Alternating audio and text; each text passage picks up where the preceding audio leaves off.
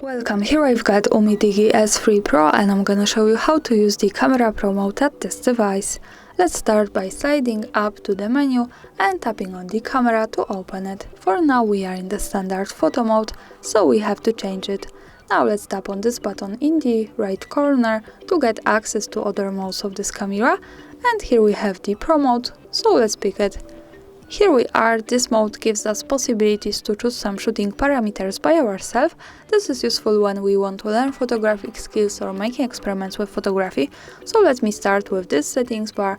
From the left we have the white balance option, so by using this slider we can change the temperature of our picture in Kelvin degrees, as you can see.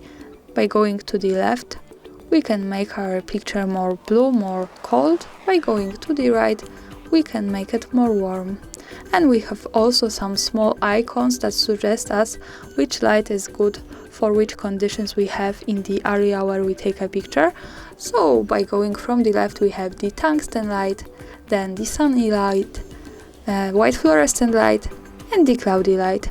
And at the beginning of the slider we have the auto settings, so there's no problem to go back to auto white balance.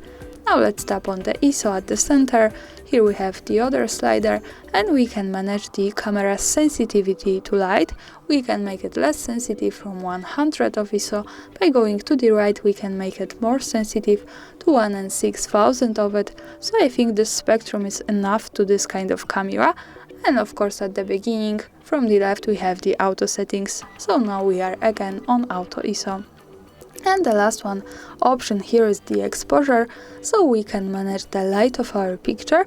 By using this slider and going to the right we can make our photo more bright, as you can see, and by going to the left we can make it more dark.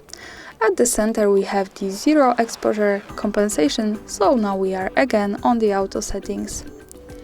And now let me use this settings to take a picture, so let me adjust the white balance, for example here, the ISO maybe here and a little bit darker.